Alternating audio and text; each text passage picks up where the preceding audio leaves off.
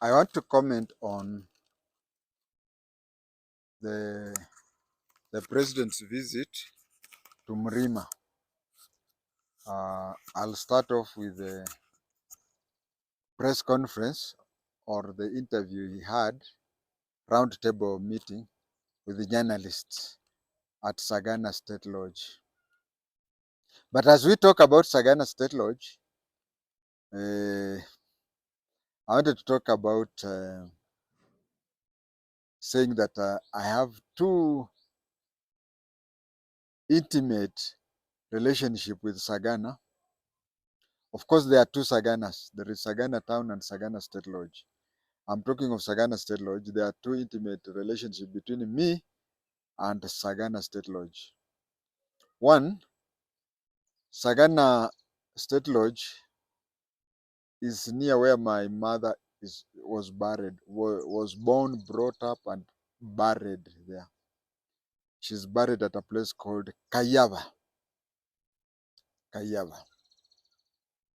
And also, I'm closely related to the State Lodge because any person who has been through Kiganjo will tell you that we used to go to Sagana State Lodge for weekend route march. For weekend route march. So I'm intimately related to that on two ways. I want to talk about the interview that was there, and I also want to talk about the president's visit to Mrima. First of all, I'm very much against his constant on the road thing. I remember when Professor Magoha was the Minister for Education, he used to go to the slums. He used to walk and go to the slums. And for the minister to go to slums like Kibra, people saw it as a minister pursuing things to the minimum, to the ground base. But for the minister to go there, there is a lot of activities. The deputy county commissioner, the police in the area, and so on. So that the money that the government will use in crowd control and such a thing. And in a slum, crowds quickly gather. So it was very expensive and tiring job for civil servants at that level when he would visit uh, such places. And even the president, when he goes around the way he's doing that, there is that aspect of the government using a lot of money just for presidential coverage. Another thing I've seen is that when the president is quiet or he doesn't move, you'll find that even at the end of this visit, he'll just comment something small and Gen Z and others will pick up from what he has said. Like when he completed the Nairobi trip, he talked of a chapati machine that produces 1,000,000 chapatis per day. People started that. And in Murima, he'll do that. So it is something that I don't encourage. I don't encourage. The president should minimize the president should minimize his visits to various places. He should only concentrate on areas that are very important to him. And that is my view. He should only concentrate on areas that are relevant to once in a while. There is no need of him going around. Now, to start with the issue of the interview at the State Lodge, I'd say that when two people differ, the truth is the first casualty. As an intelligence officer, I believe in the following few points, or following 2 points. When two people differ, both sides are telling the truth. And the other point is both sides are lying, or both sides are cheating. So it is upon you to determine the level of both truth and false in each of the two sides. It's like picking the grains, where you have grains and you're trying to collect what? The dirt in the grains. Judges and magistrates are the ones on trial. If you go to the law courts, it is the judges and the magistrates who are on trial, because both sides were present and know exactly what happened. It is the person who, the judge, they are called judicial officer. The judge or magistrates are called judicial officer. So the judicial officer is the one who is on trial, because he or she is supposed to come up with a judgment that reflects exactly what happened at that time.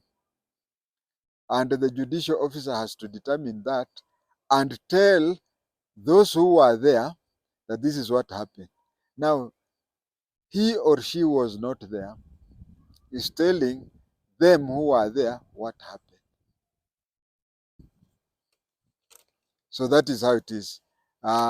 When it comes to Ruto and Gachagua, both are saying things. Both are telling the truth and both are lying. So it is upon you, the citizen of Kenya, to determine who is telling the truth and who is lying. And no, both of them are telling the truth and both of them are lying. So it is upon you to determine each and every point. Each and every point, you say point number one, this and this. Who is telling the truth? It's just like right and wrong in an exam. The teacher comes up with a biro, red biro, ticks it to say you are right or ticks it to say you are wrong. So instead of that, the teacher comes with a biro to say this point number one, Ruto is telling the truth. Point number two, Rigiji is telling the truth, and so on and so forth. Ruto has been in politics longer than Rigiji. So when it comes to politicking or propaganda, it is obvious who will win the game. Another thing, that both have different communication skills. Ruto is very clever. He is very clever in usage of words. I would say two things which I think they are opposite of each other. Uh, Ruto is very slippery when confronted. When you confront Ruto head on, he's very slippery. The more he speaks, the more the Gen Z and others find slogans. But when it comes to Rigiji, just like Uhuru Muigai Kenyatta, Rigiji gets annoyed a lot in public. Have you noticed that it is almost impossible to find, to conclude, to conclude that Ruto is annoyed already, especially in public, where there are people. Okay, I know somebody will point out that there is a few occasions when he shouted on some young boys saying kama hutakikani kwa hii mkutano then rudi nyumbani. But a person like Ruto, it is very hard for him to be annoyed, especially in public. But if you look at a person like Uhuru Muigai Kenyatta and Rigathi Gachagua, on various occasions, you can get him off guard when he is overtaken by emotion. I understand that the reporters who were at Sagana State Lodge were all from Murima. It is a good idea. At the same time, it is a bad idea. You know, this thing about inviting uh, FM stations and TV stations from Murima, after Rigathi Gachagua has done so, then it shows that he's playing catch up. It is not good for the optics. And I also found out, that is my opinion, that these people, these reporters who are at Sagana State Lodge, were more interested in Murima issues. I think my rough estimate is that they covered Murima issues or Murima related similar issues, which is 80%. Why am I saying Murima related issues? You know, when you talk about tea, we all know that tea comes from a place like Kericho, but tea is also related to Murima. So it was really, I mean, I noticed that they talked on issues that are regional only. That is not good. I liked the way they confronted Ruto to an extent of talking uh,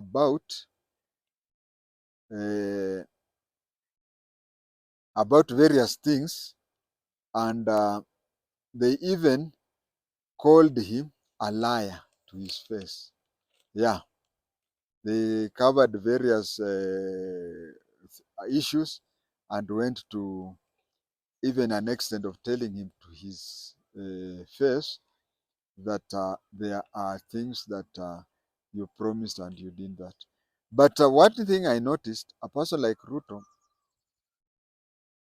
could I be allowed to use the word sly? He's, uh, he's somebody who uses that opportunity. You'd find that you'd ask various questions and he would answer others, but certain questions he never answered and addressed. He took a lot of time to cover some and ignore others in a clever way. Something that maybe after you have covered that topic and you have gone to another topic, that is when you'll discover that he did answer all the questions. There's a reporter who talked of the president promising several markets in, is it Tarakanidhi? And the unfortunate thing is that he mentioned a market which is 80%, oh no, which has already taken off. You see, if you're handling a person like Ruto, that is why you have to be very careful. Because Ruto took a lot of time in answering that simple question. I'm asking myself, supposing that reporter would not have mentioned that market, he would have caught Ruto very well. But when he mentioned 8 or 9 marketplaces and then mentioned this one and said it has not started, he did not even finish. That is why people who are clever in handling debates like Ruto take that opportunity to, to, to, to, eh, to parlay the story. So what Ruto did was he concentrated on that one market and said, "You are saying this and that market is not ready. Do you want us to go there tomorrow?" Yeah, then he took a lot of time mentioning that one market. I keep asking myself, supposing that reporter would not have reported, I would not have mentioned that one market and just concentrated on the 8 or 9. That is why, if I don't know whether you are getting me, that is my message to, that is my message to people who confront people like Ruto. Kindly make sure that everything you say is 100% right. You can talk 98%, And the way the fellow will convert, the way the fellow will convert the 2%, you will not believe it. There is a reporter who asked him whether Professor Kindiki is a sitting uh, is a sitting on bonus, meaning that he can be taken off anytime. Well, when I was still working with the intelligence, we were taught something that is called uh, rumors and misinformation as a tool of propaganda. We have heard such stories from a lot of people.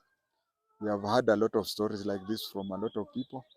We have even heard that the position of the speaker is hanging.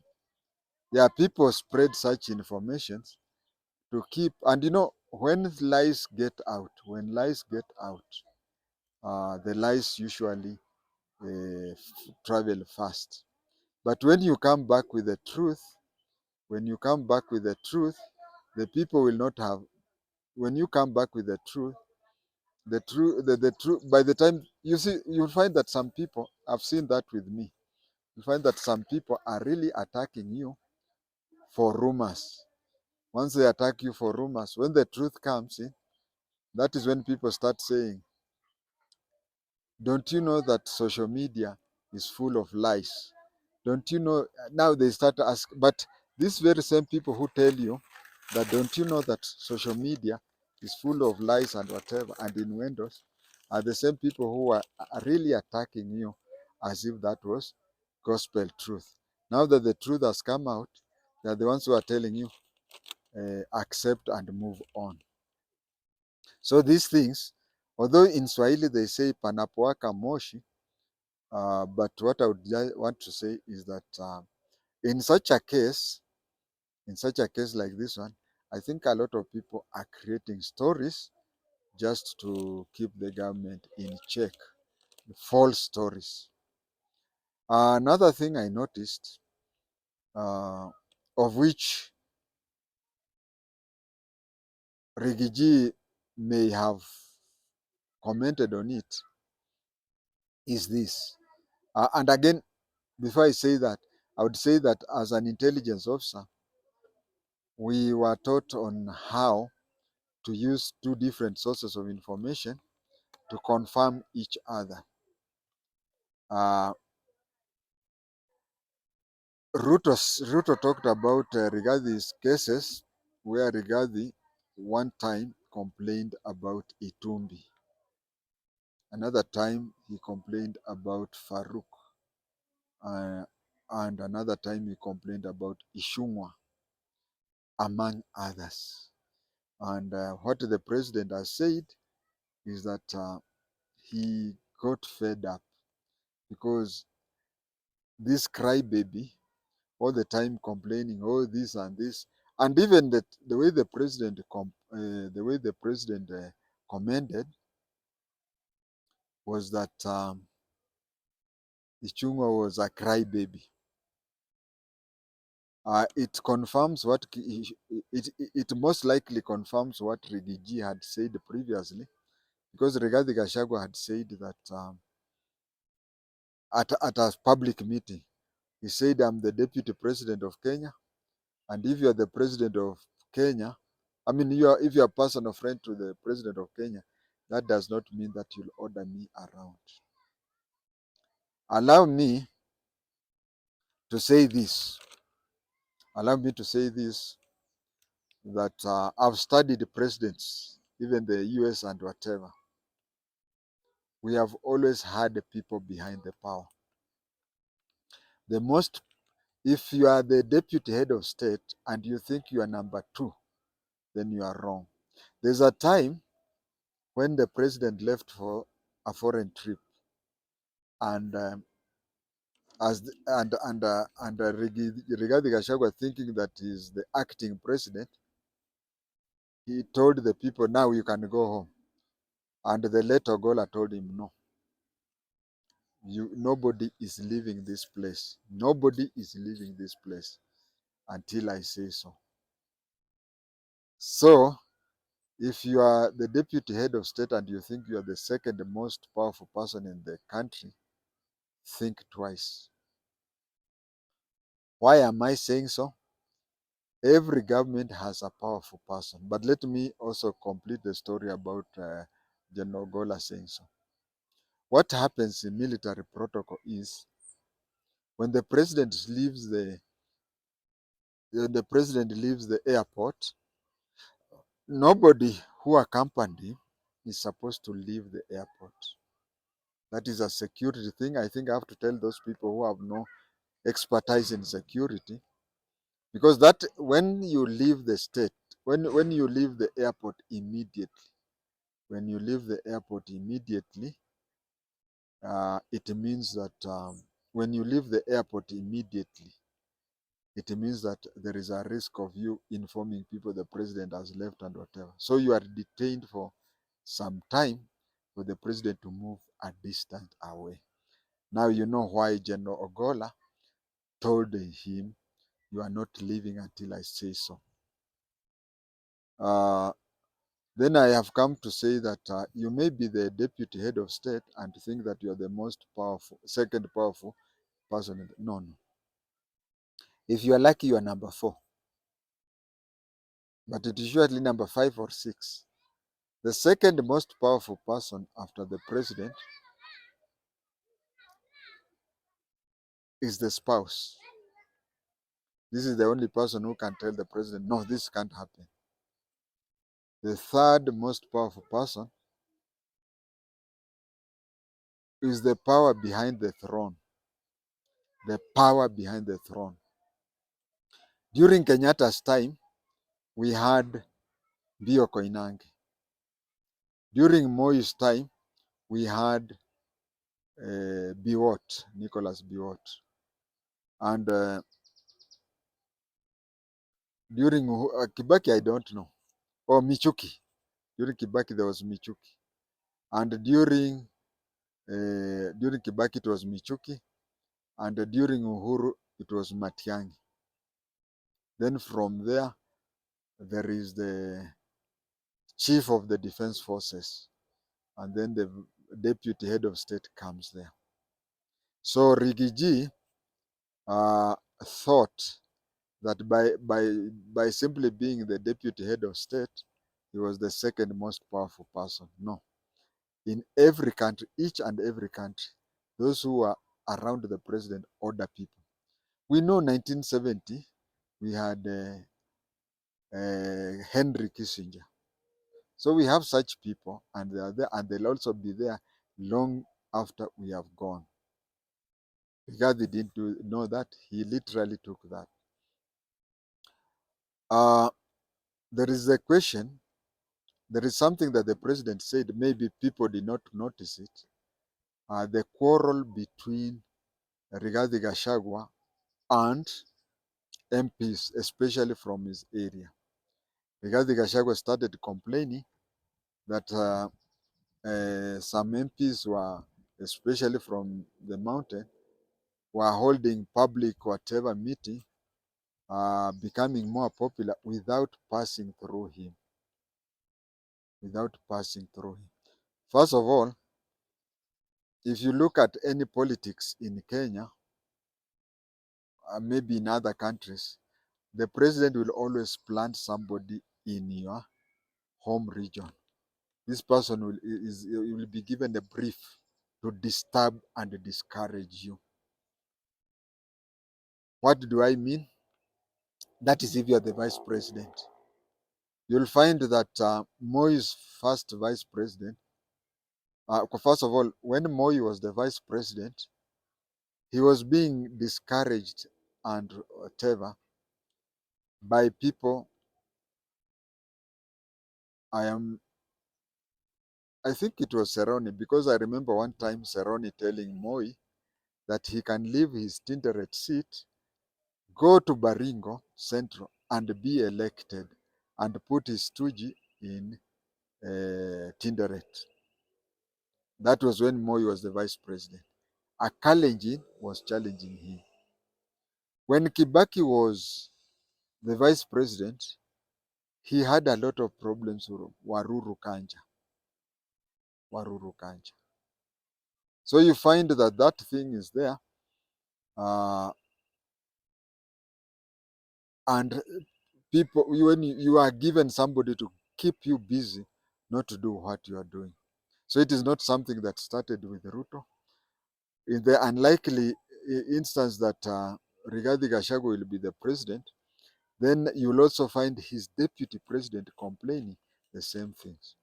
Is it not Ruto who said that he will make sure that his deputy president will not pass through the problems he passed through? President Ruto said that Rigathi Gachagua asked for 10 billion shillings. It is true. But what is not true is the figure. What is not true is the figure. Now, from what I hear, which is unreliable, of course, is that there was an arrangement where Gachagua was to step down, and he was to step down, and Ruto would appoint somebody else, preferably Kindiki. But then he asked for a lot of money, but definitely not 10 billion. I find that Ruto was parlaying a lot of questions.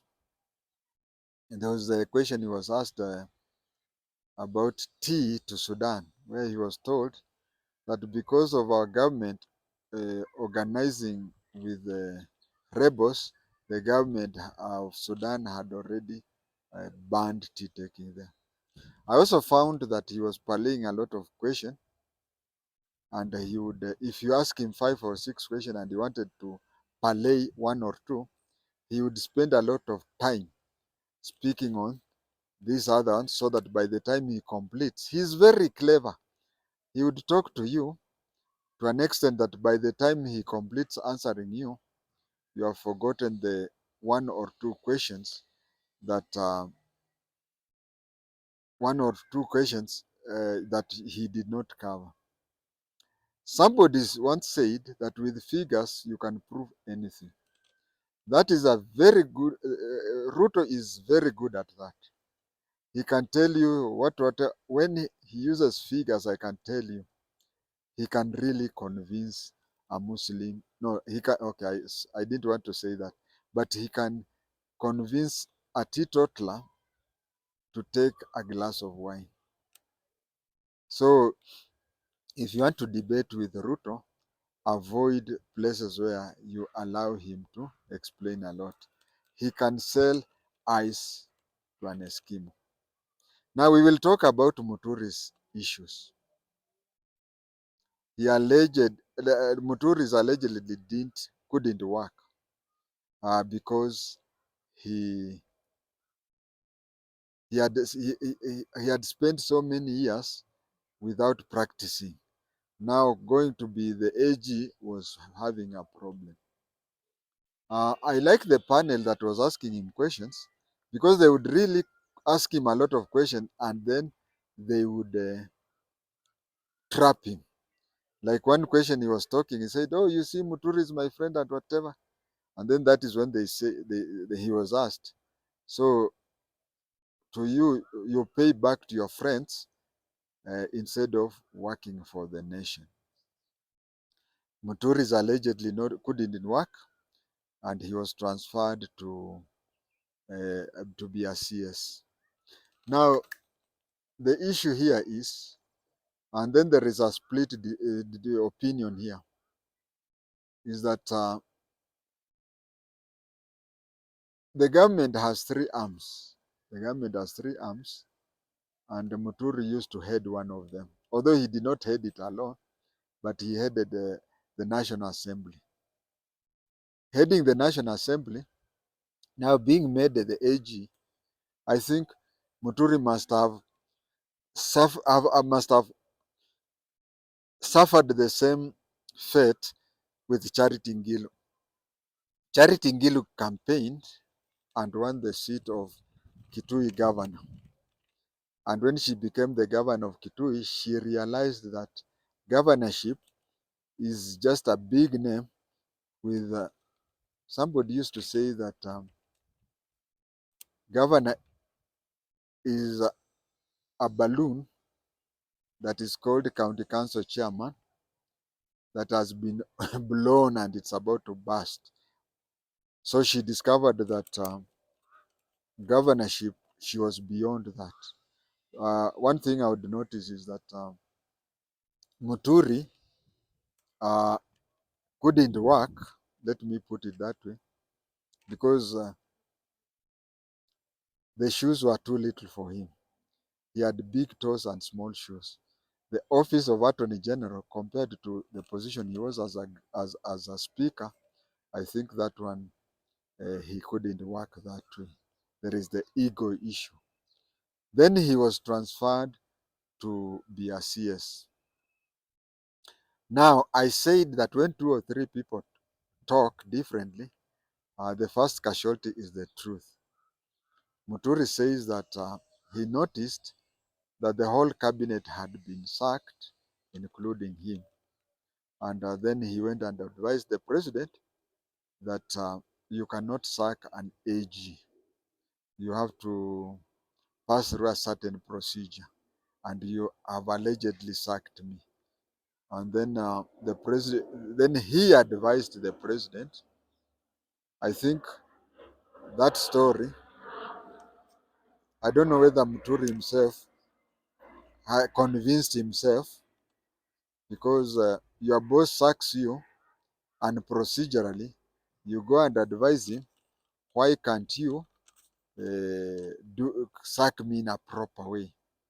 I think I'm finding it a bit hard to believe that, but you see, some people may believe that. I think Muturi, there were even rumors that Muturi wants to be the next governor of his place, because Muturi has covered all the areas in the government.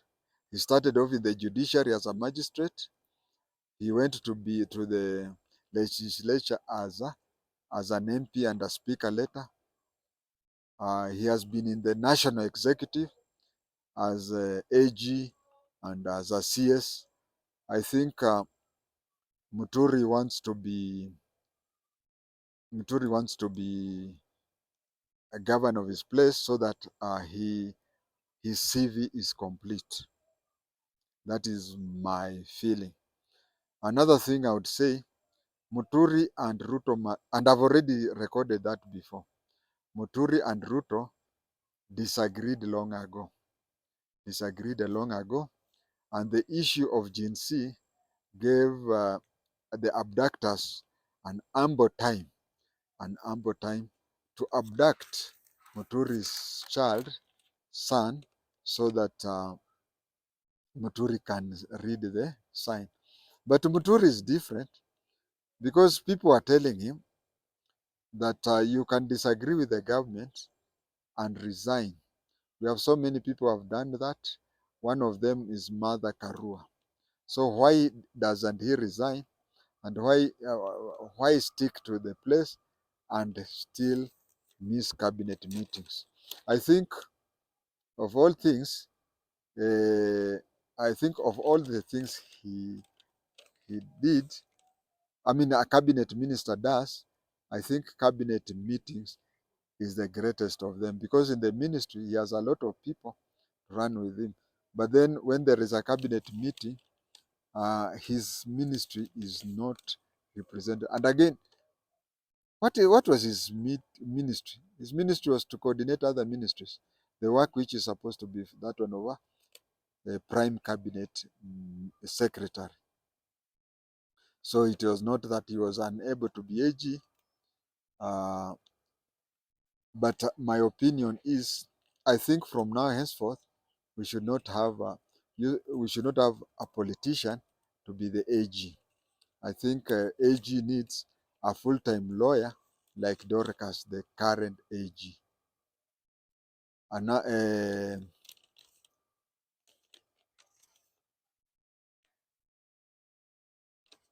So the issue of him being harassed, the kid being, the kid being abducted and whatever, it is him who, it is him whom they were targeting, and he's like a leech.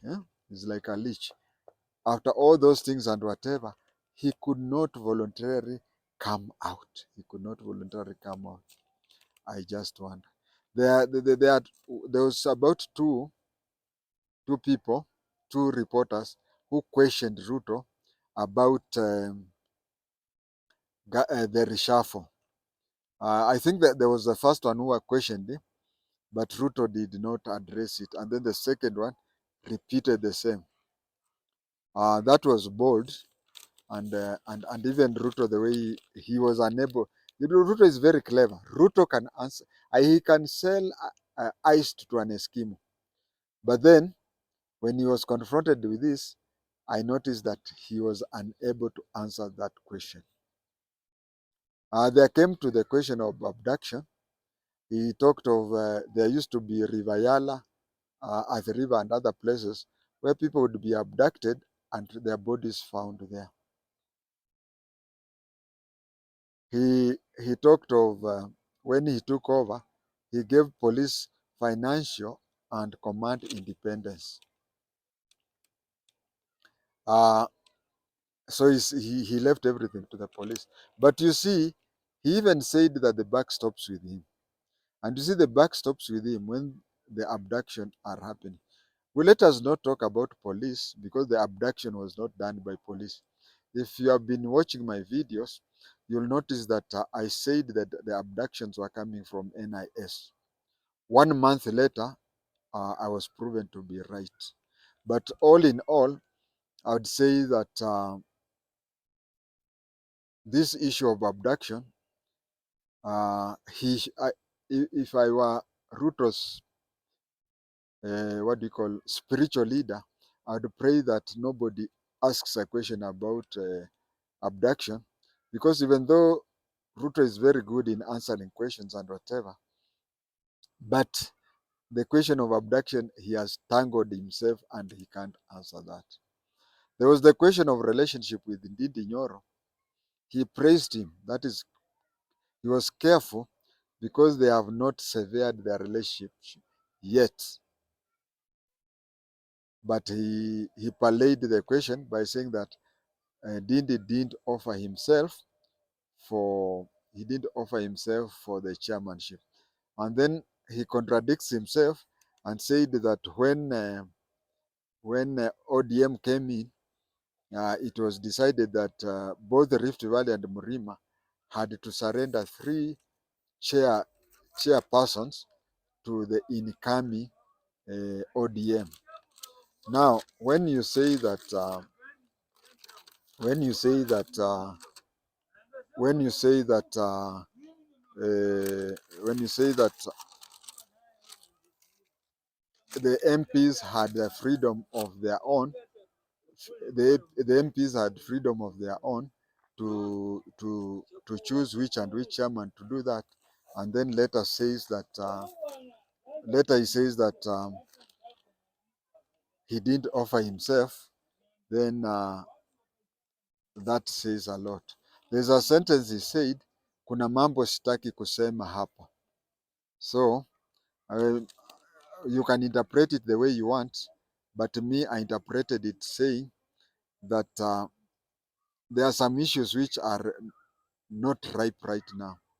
Like if you praise Ndindi Nyoro very much, expecting him to come on your side, he may not come. And when he goes to the other side, you find it very hard to start criticizing. Or you can criticize him and then you are blocking him from coming. So when he said kuna mambo sitaki kusema hapa, I think he was relying to let me not fight Ndindi because he may join me. But if he doesn't join me, then later he, I can challenge him. It's also indicating that Ndindi may be unhappy about losing his chairmanship. He talked about capitation. I liked the way he talked about capitation in only one sentence of all the sentences he said. Uh, I've already said that one in my shooting previously, of which I'll repeat now. What the government has been doing on issues like capitation, both in schools and universities and colleges, is that, let's say a student is supposed to pay 20% and the government is supposed to pay 80. So you find that it is only the student who pays his part or her part, but the government doesn't pay anything. So you find that the academic institutions do collapse because of that. So he talked of it, and you see the problem with the Ruto talking is very good. Action, he's got a, is it a C plane? But talking is, he has a B plus. So he was sincere here when he said that there has always been a problem where the government has not been sending its share of capitation. Actually, this thing about uh, university fees and such things is as a result of the capitation. Most of the universities have insisted that the students pay their fees, because if they don't pay that, the universities will collapse. Remember, the university has got non-teaching staff, it has got watchmen, it has to pay for electricity and water and such things. And that is why I say there is no need to promise government capitation and not honor. Uh, that is what has been happening with the government for quite some time, even during Uhuru's time. Now, allow me to talk about the effect. As I said, I am against, him going around and whatever, because you find that before he goes around, like the time when he went around Nairobi, he talked of 1 million chapati machine. Now you see, and when he goes around the mountain, you'll find that he'll talk something where Gen Z and other such like people will use that opportunity again to start another topic again and start laughing at him. So that is what they'll start a slogan. The mountain Murima has only once in the history of multi-party been divided. In 1992, Mrima had two serious presidential candidates. It had Matiba and Kibaki. Now, if you look at the results, if Mrima would have offered one candidate, if it would have offered one candidate, he would have taken over from Moi. So any elections, from every election, we get small fishes from Mrima who don't count. But what Mrima has been doing is that they have been voting in one direction. It is only 1992 that they split. But I am seeing that in 2027, Mrima will be split for the second time. Of course, Ruto will get a chunk. Now, for the purpose of figuration only, let me say that he got 100% last time, and then he will move maybe to 30%. He will move maybe to 30%. Uhuru will get a chunk. Say Uhuru will get 40%. That is 70 or 80. 40 to 50% Uhuru will get, of which he will donate it to Matiang'i. Now you find that if it is 50%, or let's say Ruto gets 35, Uhuru gets 45, that is 80. The rest, which is 20% or so, will be split among several small fish from the Mrima. But the person who will get the most is Mother Karua. A person like Rigiji, although he is trying to mold himself as a regional kingmaker or a kingpin or whatever, but once he exhausts his impeachment case, then he will not even influence an MP. in Madeira. He will not even influence. So this calculation has been calculated with the belief that he is not there.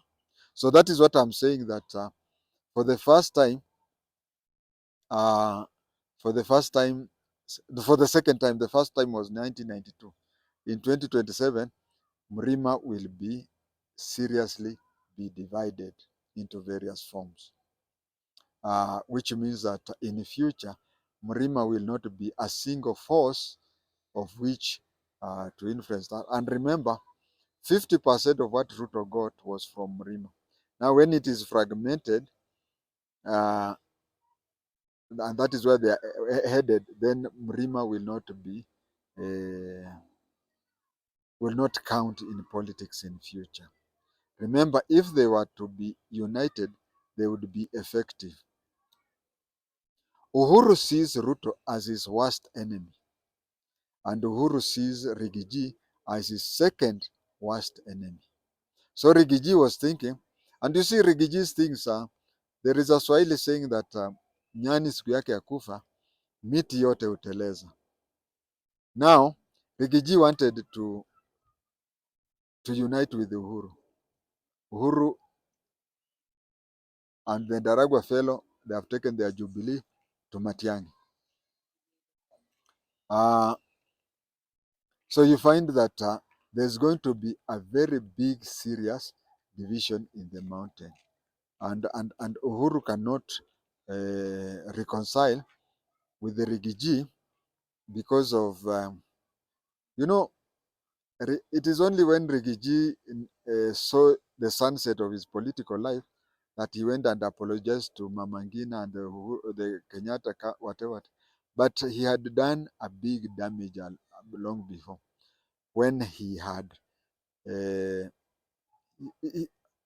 he almost used unprintable language to the family and the person of Uhuru Muigai Kenyatta.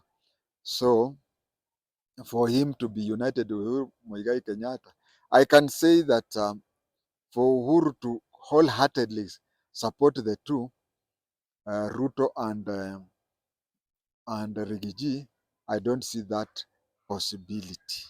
I don't see that possibility. So, and that one is also, it will contribute to the fact that this is the end of Murima as a united group.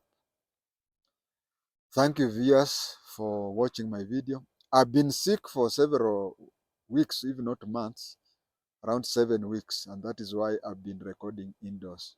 But I'm now back cured. Thank you, and God bless you.